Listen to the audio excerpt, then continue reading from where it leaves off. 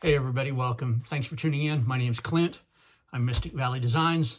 I airbrush custom model horses. Today's video, we're going to be talking about applying liquid frisket as a masking agent and how I use it. And this will be just one example of how I use it. And there's a lot of different ways you can use it on a model horse. The purpose of a frisket is to prevent spray from getting on a specific spot of the model where you don't want spray. And it goes on similar to paint or rubber cement. You brush it on, you let it dry, you spray your material. After that spray paint is dry, then you gently rub it with your thumb or your fingers and you remove the liquid frisket, and it'll give you a hard edge where those two colors meet. So in a nutshell, that's how you use frisket and why you would use it. Some of the benefits of using frisket is it controls overspray. It prevents overspray from getting where you don't want it, which is the whole point of a mask or a frisket. It gives you more control over the paint. It reduces errors and mistakes, and it speeds up production is what it does. And so we're going to put, here we've got a model.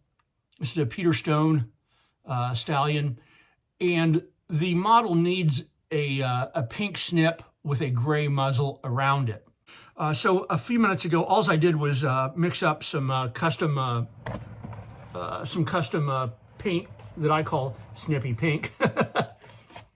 And there's the recipe for it. It's mostly medium, some white, red, and brown in it. And it makes a pink color that you would normally find on a horse's muzzle.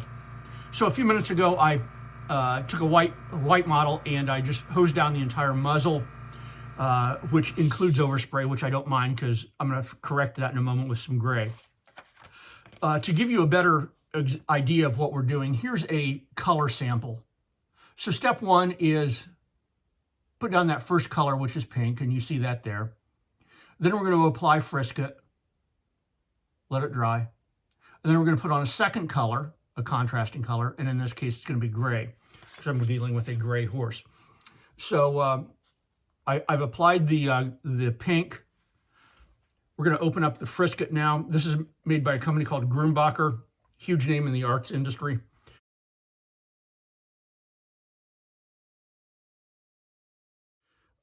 This is sort of what it looks like. It's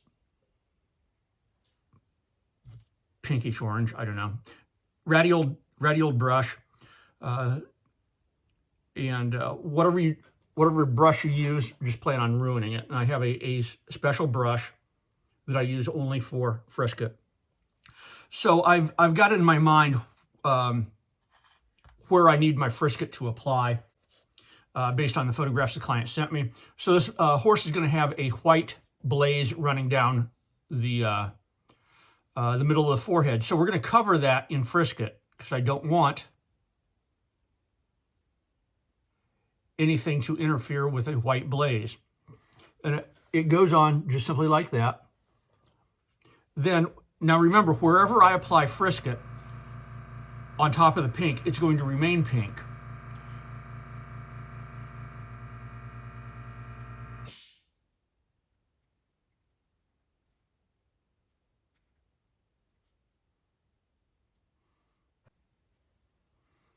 There, and we're pretty much done with that. Not much to it. Now we're going to let it dry, except I'm not going to wait for that. I'm going to hit it with a heat gun. I'll edit this out because this will take about 1 minute.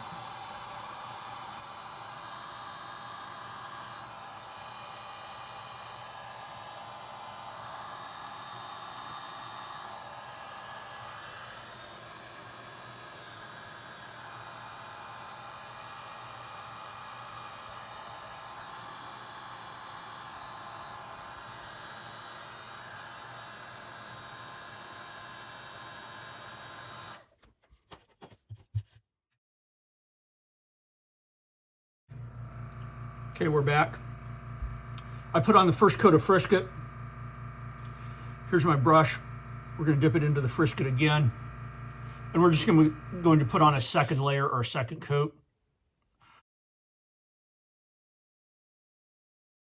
The second coat has to be thicker than the first coat. If you get it thinner than the first coat, there's a chance your bristles will adhere and stick to your first coat of frisket and peel it right off as you're putting on your second layer.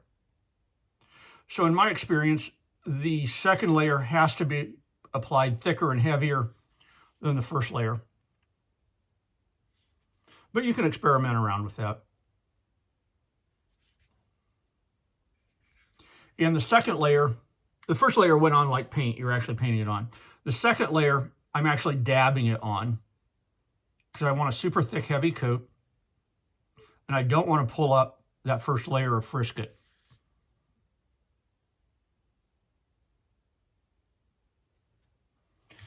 Throw the brush into a cup of cleaning water.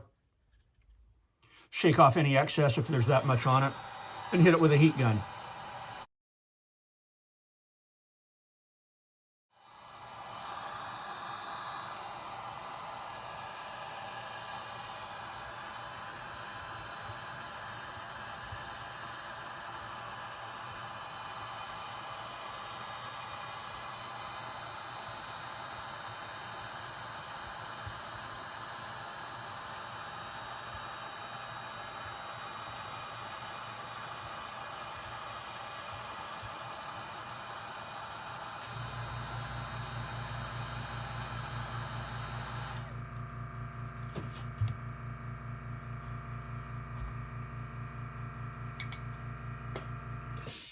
Now, let's go back to this, and I'll show you what I'm doing on top of that model. It might be easier to see.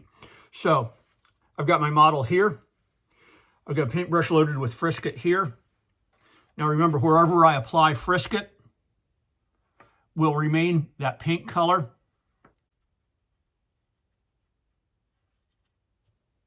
So I've made a little design there. Yippee. Let's hit that with a heat gun. Dry that frisket.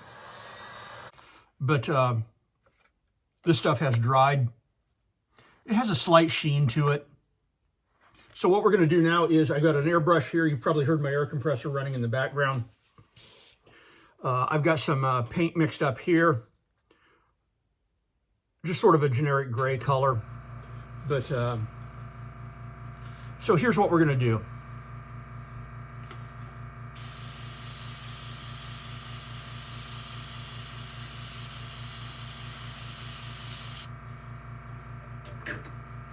So now and you can see the edge of the frisket on there. And I put gray around it. We're going to hit this with a heat gun real quick. Half of my life is watching paint dry. Being a model horse painter is not nearly as glamorous as it sounds. So kids, if you're thinking of this as a career choice, think long and hard. Anyway, the paint's now dry. So I'm going to run the camera down just a little bit, and I'm going to zoom in. Oh God, I don't think I can zoom in. No, I can't. Never mind. So just take your finger and start gently peeling away the frisket. There you go. And here's a wad of that balled up frisket right there. And there's your design. You know, this could be a pinto marking. In my case, it's the muzzle of a gray horse. You can even layer multiple friskets on here. So anyway, this one's still wet. I got to dry that. But folks, this is how I use liquid frisket, or just one example. You know, it speeds production. It controls paint. It controls overspray. It allows you to have sharp, almost factory-like edges. It's a fantastic tool to have in your arsenal.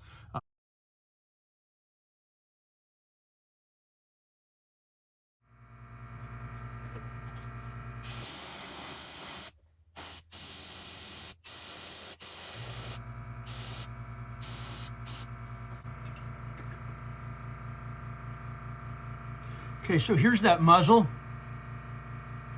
I've applied gray to it on top of that pink and on top of the frisket. Let's hit that with a heat gun real quick and we'll rub it off.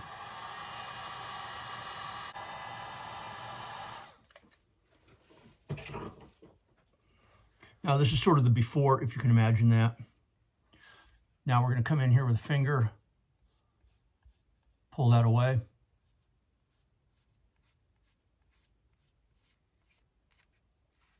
Oh yeah.